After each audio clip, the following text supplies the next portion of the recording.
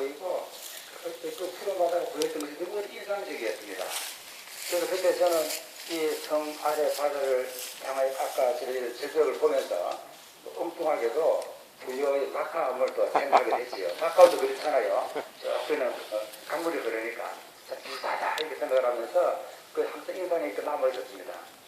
그런데 이제 그렇게 몇 년 뒤에 오니까 바다를 내륙을 해놓은 것입니다.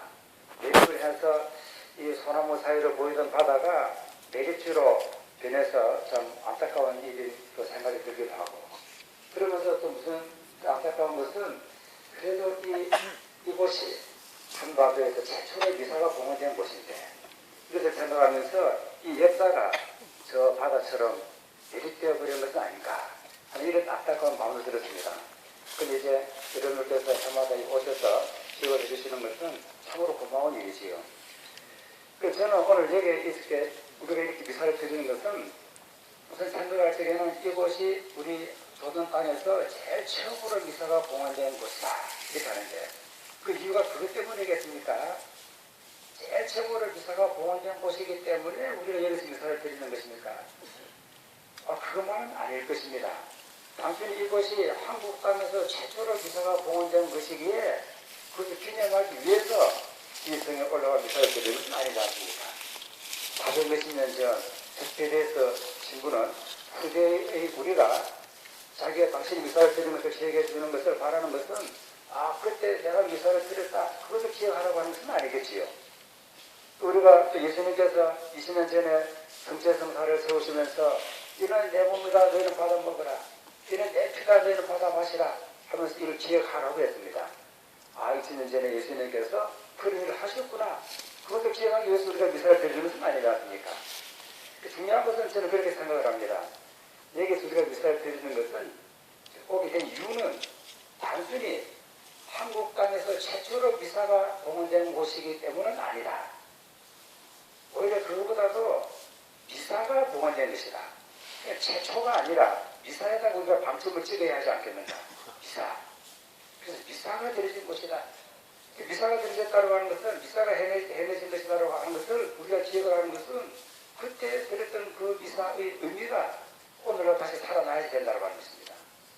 물론 그때 스페인에서 신부님이 이 땅에서 미사를 드릴 적에 그 정체성사의 의미라든지 다 새겨내지 그것을 모릅니다.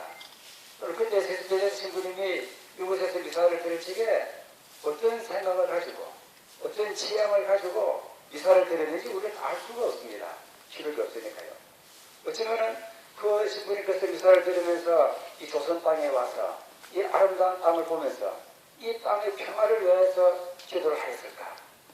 이 땅에 사는 수많은 사람들, 그때 또 전쟁, 일본이 일으킨 전쟁 때문에 수많은 또 피해자들이 있지 않습니까? 고아라든지 가구들, 그런 가난한 사람들, 그런 사람들을 생각하면서 미사를 드렸을까? 우리는 알 수가 없습니다. 그러나 또 한편 그분은 이 조선 땅을 생각하지 않고 이곳에 온 일본 군인들이라든지 그분들이 이 땅에 그 자기네들이 소망했던 것이 다 이루어지고 성공해서 건강하게 잘 돌아가기를 바라면서 미사를 드렸을까? 그것 우리가 알 수 없는 것이지요. 그때 이 미사에 참석한 사람들이 기록에 보면은 2만 명이다, 2천 명이다, 수천 명의 일본 군인들이지요. 천주교 신자 일본 군인들. 그 일본 군인들이 여기 와서 스페인에서 신부님이 드릴 미사에 참석을 하면서 또는 구해성사를 보면서 무슨 생각을 하였을까? 이 땅의 평화를 위해서 좀 생각을 하였을까? 아니면 이 땅에 사는 사람들의 그 마음을 헤아리면서 이들이 행복하게 살기를 바라면서 미사를 드렸을까? 아니면은 자기들이 무사히 전쟁을 치르고 돌아가기를 바라면서 건강하게 이렇게 작도로 상처받지 않고 돌아가기를, 이렇게 전쟁 치르고 돌아가기를 바라면서 미사를 드렸는가? 우리는 알 수가 없는 것이지요. 그러나 중요한 것은 그렇습니다. 중요한 것은, 그래서 제가 여기서 여러분들과 같이 함께 생각하고자 하는 것은, 중요한 것은 이곳에서 미사가 드려졌다고 하는 것입니다. 그래서 우리가 한번 묵상을 해보는 것입니다. 도대체 미사가 드려졌다고 하는 것이 무엇인가? 우리 천주교 신자들은 매일 미사를 드리지 않습니까? 또 주일마다 미사를 하지요. 그래서 주일을 지키라고 하는 것은 어떻게 보면은 주일날 미사를 드리라고 하는 것이지 않습니까? 주일을 지키는 것이 집에서 아무 일도 안 하는 것을 주를 지켰다라고 말할 수 없는 것이지요. 주를 지킨다라고 하는 것은 성당과 기사를 덮는 것이 아닙니까? 기사를 드리는 것.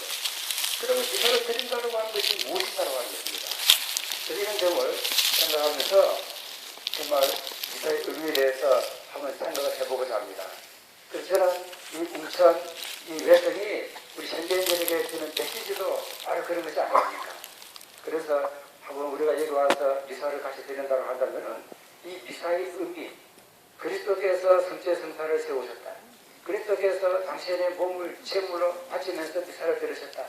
그 자체를 한번 우리가 기억을 해봐야 되지 않겠는가 하는 것입니다. 이런 걸 다 아시지만은 예수님께서 미사를, 성체 성사를 세우셨지요. 성체 성사. 우리 주일 미사하던 미사 참여를 할 적마다 성체를 영합니다. 어떤 마음으로 성체를 영하는가? 이 점도 우리 외성에서 한번 생각을 해보는 것입니다. 예수님께서 성체 성사를 세우시면서 또는 이제 무슨 예수님께서 처음부터 이 세상에 오셔가지고 복음을 선포하셨지요. 복음을 선포하셨다고 하는 것은 모든 사람들 안에 하느님과 계신다고 하는 것입니다. 내가 좋아하는 싫은 사람이든 나의 상처를 주는 사람이든 내가 저주하고 싶은 사람들이든 그 사람들 안에 하느님이 계신다. 우리는 그것을 믿고 모든 사람들을 하느님의 거창한 집으로 대할 수 있어야 되는데 또 이 사람들을 통하지 않고서는 하느님을 받을 수 없다고 하는 것을 기억을 해야 되는데 우리는 그 겉모양만을 보고 하느님 내 저런 말에 들어가 계십니까? 하느님의 저런 말에 들어가 계시면 나는 믿지 못하겠습니다. 하느님께서 이 세상을 아름답게 만들었다고 했는데 왜 세상을 이렇게 악한 사람들이 많습니까? 하느님 계신 것 맞습니까? 이런 질문을 던진다고 하는 것입니다. 그래서 예수님께서는 그런 질문을 던지는 것이 중요한 것이 아니라 이 세상이 아무리 힘들다고 하더라도 거기에 하느님이 계신다. 말 부유 얼마나 우리가 피하고 싶은 것입니까? 그곳에서 하느님이 태어나셨습니다. 십자가 당신의 아들이 십자가에 못 박혀서 돌아가셨습니다. 얼마나 비참한 곳입니까? 그런데 예수님은 그곳에서 하느님이 계신다고 하는 것 당시 몸으로 보여주셨던 것입니다. 그래서 예수님께서는 이걸 복음으로 늘상 선포를 하셨는데 사람들은 그래서 깨닫지를 못합니다. 당신을 따르면 내 부자가 될까? 당신을 따르면 높은 자리에 앉게 될까? 예수님께 돌아가시 전날까지도 제자들은 누가 더 높은 자리에 앉을 수 있을까? 이런 걸 가지고 서로 토론을 했다고 하는 것입니다. 누가 더 부자가 될 것인가? 이런 관점을 가지고 계속 당신을 따라다니는 모습을 보고 예수님의 마음이 어땠겠습니까? 그래서 이제 돌아가시기 바로 전에 성체 성사를 세우셨던 것입니다. 돌아가시기 전날이라고 하지만은 사실상 불과 몇 시간 전입니다. 몇 시간 전에 성체 성사를 세우시는 것이죠. 성체 성사를 세우시면서 어떻게 하십니까? 예수님께서 빵을 들고는 이는 내 몸이다. 너희는 받아 먹으라 그럽니다. 그러면 우리는 그 빵을 받아 먹습니다. 그러나 이것 우리가 한번 더 구체적으로 한번 생각을 해볼 필요가 있는 것입니다. 이는 내 몸이다. 너희는 받아 먹어라. 그러면서 빵을 들고는 어떻게 하셨습니까? 빵을 쪼개셨습니다. 빵을 쪼개셨습니다. 이는 내 몸이다. 너희는 받아 먹어라. 그러면서 빵을 쪼개셨다고 하는 것은 당신의 몸을 쪼개시는 것입니다. 당신의 몸을 완전히 희생시키는 것입니다. 나는 너희들을 위하여 내 몸을 쪼개고 내 몸을 희생시킨다고 하는 것입니다. 그러면서 그 예수님께서는 이제 우리들 제자들의 몸 안에 들어가십니다. 제자들은 그것을 받아 먹습니다. 받아 먹으면 어떻게 되는 것입니까? 예수님께서 우리들 몸 안에 들어오면은 성체가 우리들 몸 안에 들어오면은 그대로 하나씩 하나씩 차곡차곡 쌓입니까? 매일 영성체를 하면은 1년에 365개 그 성체가 내 몸 안에 쌓이는 것입니까? 성체가 내 몸 안에 들어오게 되면은 녹아서 사라져버립니다. 엄청난 일입니다. 그런데 예수님께서는 당신의 몸을 쪼개고 희생시키면서 우리들의 몸 안에 들어오시고 우리들의 몸 안에 들어오셔서는 또 한 번 녹아서 사라지시는 것입니다. 너희를 위하여 오직 너희를 위하여 나는 네가 잘만 산다고 한다면 내 몸을 이렇게 완전히 쪼개고 희생시킨다고 하는 것입니다. 그렇다면 우리가 성체를 받아 모신 이유가 무엇입니까? 저는 이것을 우리 그리스도인들이 천주교 신자들이 이 시대에 정말 한번 철저히 묵상을 하면서 이렇게 생각하고 성체의 삶을 일상에서 살아야 된다고 생각합니다. 성체를 받아 모시면 어떻습니까? 성체를 받아 모시고 나서 우리는 어떠한 기도를 받습니까? 예수님 감사합니다.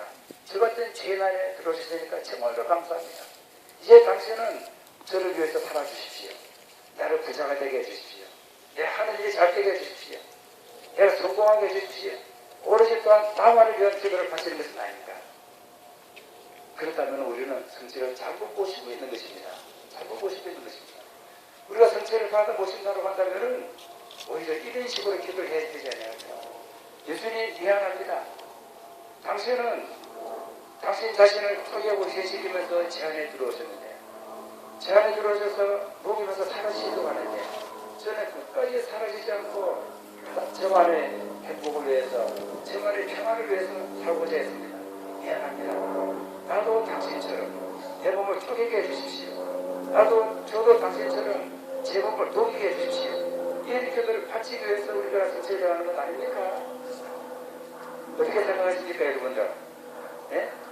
이런 마음을 바라기 위해서 성체를 받아 오시는 것이지.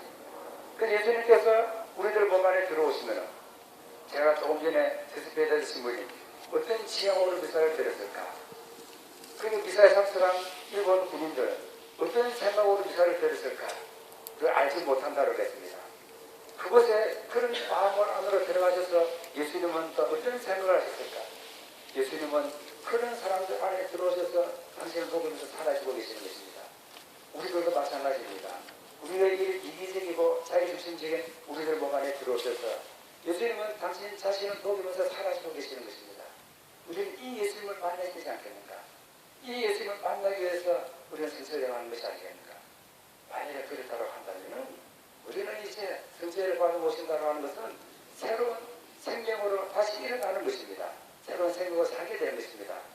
우리는 세상을 살아나가면서 너무도 좋다 안 좋다, 싫다 믿다 이런 이분법적인 사고방식에 젖어서 살고 있습니다. 그래서 유한 사람 보면은 한없이 힘끗하고 저 안에 하느님이 들어가 계신다라고 하는 것을 생각하면은 하느님이 원망스럽고 그럴 때가 참으로 많습니다. 그러나 정말로 우리가 예수님을 믿는다라고 한다면 성체를 받아 보신다고 한다면 나도 저런 사람들 안에 들어가서 내 몸을 녹이게 해주십시오. 저 사람이 잘만 산다고 한다면 나는 내 몸은 녹아도 사라져도 좋습니다. 이런 마음을 바라기 위해서 그 성체를 받아 보시는 것이 아니겠습니까?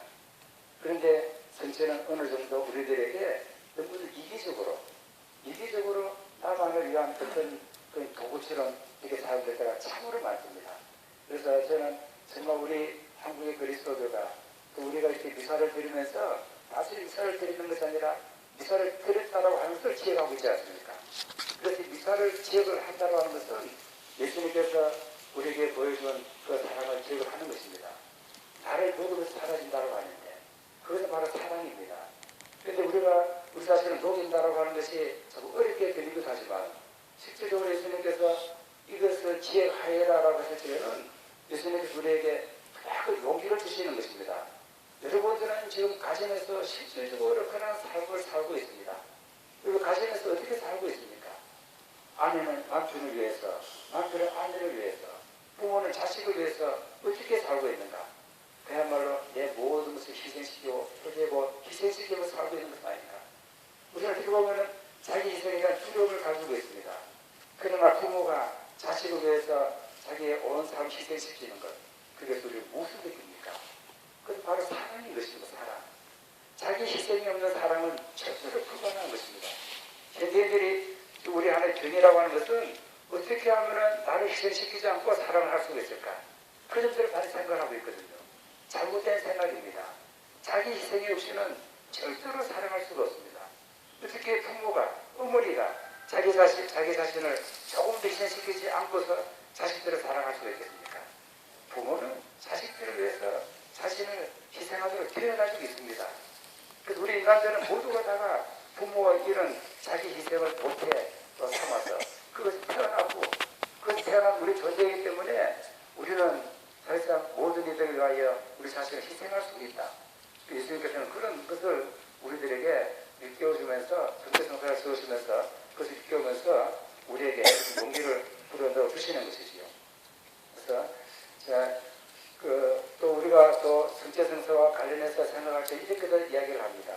반복된 예수님께서는 온 인류를 위하여 돌아가셨다 이렇게 고백하지요. 이게 무슨 말입니까 이것은요?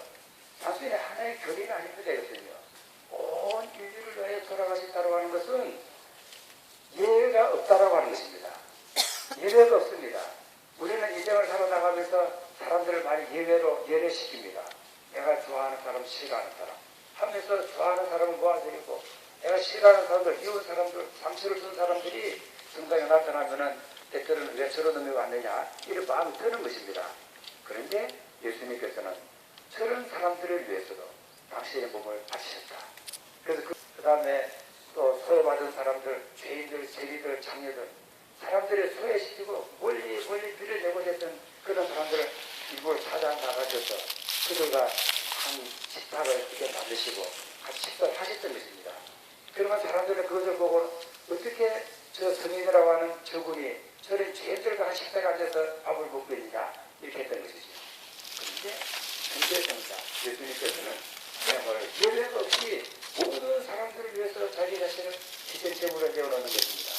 그래서 미사라고 하는 것은 모든 사람들이 다 참석시키는 그런 공동체이기도 합니다. 우리 천주교의 신자만의 공동체가 아니라 정말 미사라고 하는 것은 온 인류를 다 초대하는 그런 공동체이기도 한 것입니다. 그래서 이런 미사의 의미를 한번 우리가 이렇게 마음에 새겨봅니다. 오늘날 우리 한국 사회에 보면은 너무도 우리가 자꾸 자기중심적이고 이기적으로 변해가고 있다. 부와 물질과 그다음에 권력과 명예의 노예가 되면서 우리는 점점 마음들을 갖다가 희생시키고 그런 걸 살고 있는 것이죠. 예수님은 그래서 이런 자기 자신을 희생시키면서 희생제물로 하나님께 바치셨다. 예수님 이전의 사람들은 우리가 성경에서 많이 듣고 있는 것처럼 예수님 이전의 사람들은 어떻게 했습니까? 구약시대 때 사람들은 희생제물로 양이라든지 염소라든지 이런 것들을 잡아서 하나님의 희생제물을 바쳤습니다. 나의 행복을 위해서. 그러다 보니까 나의 행복을 위해서 양과 염소 다른 존재들을 희생시키면서 자기의 행복을 추구했다고 하는 것입니다. 그런데 예수님은 반대입니다. 다른 사람들의 행복을 위해서 내 자신을 희생제물로 바치는 것입니다. 이것이 바로 미사인 것입니다. 그래서 이런 미사가 저는 이 웅천에서 처음으로 시작되었다. 그래서 이 미사를 우리가 마음에 새기면서 그때 예수님께서 성체의 성사를 세우시던 그 마음이 이제 드디어 온 땅으로 퍼져나가기를 우리가 기원해 보는 것입니다. 그래서 이저 명례하면은 이렇게 성체 성사가 생각이 나는 것입니다. 그럼 성체 성사의 의미를 여러분들과 함께 이렇게 나눠 보았습니다. 다음 두 번째로 저는 명례하면은 생각나는 것이 신석복 선교자입니다. 이 세스펜에서 신부님이 이곳에서 미사를 드린 후 1593년경 한 1년 정도 미사를 드린 후 한 250년, 260년이 지나고 나서 명예에 살고 있던 신석복이라고 하는 사람이 웅천성을 찾아오게 됩니다. 웅천성. 이 성까지 올라왔는지는 우리는 잘 모릅니다. 아마 그는 이 땅 이곳에서 조선따라 처음으로 미사가 거행되었다고 하는 것도 몰랐겠지요. 그러면서 우리가 이 신석복을 기억을 하는 것은 신석복은 유럽과 소금 장소였습니다. 유럽과 소금 장소였는데 기록에 의하면은 진해 웅천성을 웅천에 갔다 오다가 유럽과 소금 장소로서 진해 웅천을 갔다 오다가 붙잡혀서 대구로 끌려가서 수비를 하게 됩니다. 그러니까 신석복은 명례와 그 다음에 이 웅천을 이어주는 그런 역할을 하게 되고 바로 거기에 소금이라고 하는 것이 큰 역할을 했다고 하는 것입니다. 그래서 저는 물론 그가 이 소금을 어디서 샀는지는 모릅니다. 웅천장에서 샀는지 어디서 샀는지는 모르겠는데 그래서 제가 얼마 전에 이제 그 심포지움을 할 적에도 우리가 명례 심포지움을 할 적에도 웅천장에서 오고 가고 이렇게 했으니까 웅천에 소금을 샀다고 하는 것입니다. 그래서 알게 된 것이 웅천성이 있지요. 여기 보면 그 사도리가 있지요. 사도리. 그래서 여기 웅천 분들의 이야기를 들어보면은 그 사돌이가 얼마 전까지만 하더라도 염전이었다고 하는 것입니다. 염전이었고 염분도 있었는지 모르겠어요. 염전. 여기서 소금을 샀던 것입니다. 그러니까 신석보기는 저 명내에서부터 그 누룩을 짊어지고는 여기까지 오면서 팔았겠지요. 팔고 그다음 여기서 또 소금을 사서는 짊어지고 가면서 사돌이 와서 샀는지 웅천장에서 샀는지 그것은 모르지만 그 웅천에서 소금을 사고 거기서 가면서 팔고 그 인근 시장을 돌아다니면서 팔았겠지요. 그러다가 신석복은 천주교 신자가 되었습니다. 소금 장수를 하나가 천주교 신자가 되었습니다. 그래서 제가 명례에 오시는 분들께 늘 설명을 하는 내용이기도 합니다. 명례에 오신 분들은 제가 지금 하는 이야기를 많이 들었을 것입니다. 이것은 대단히 중요하다는 생각이 듭니다. 소금 장수를 하다가 소금처럼 살았다. 소금 장수라고 하는 것은 소금을 많이 파면 팔수록 내가 돈을 많이 법니다. 소금에도 마찬가지 아닙니까? 많이 파면 팔수록 돈도 많이 벌고 돈도 많이 벌어서 더 큰 창고도 지을 수가 있습니다.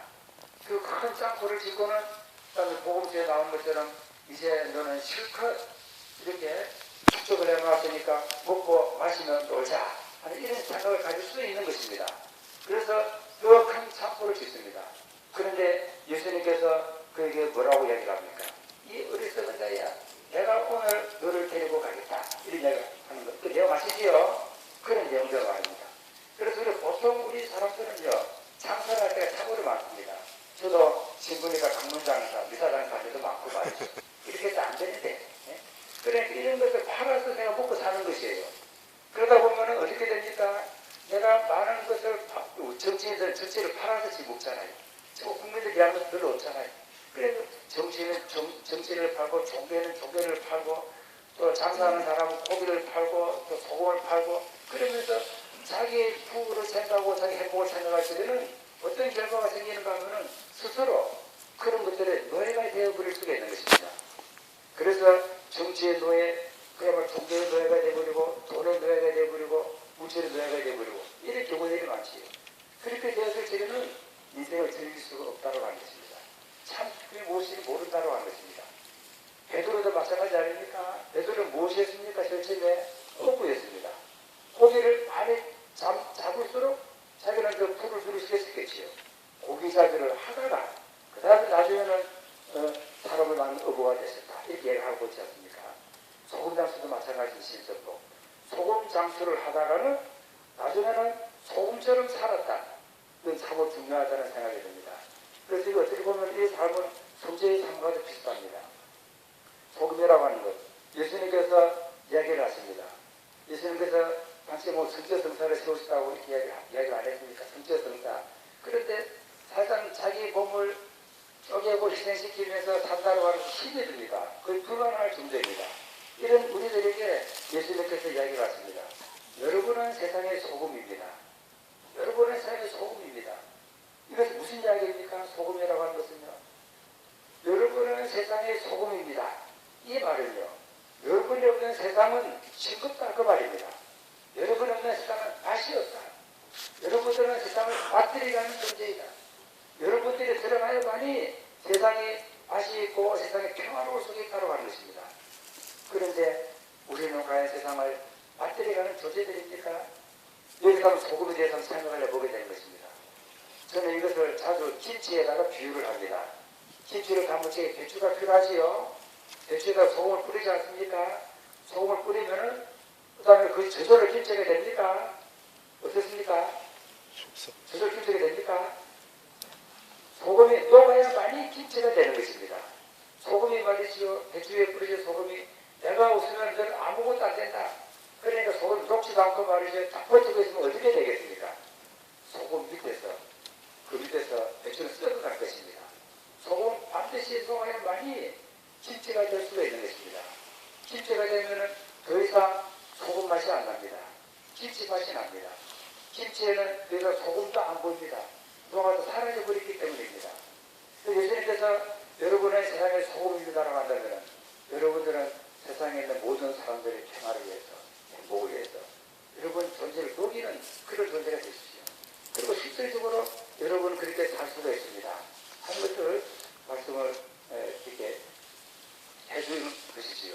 이렇게 봤을 때 소복과 정체 둘 다 다른 존재를 위해서 자기를 녹이는 그런 존재들입니다.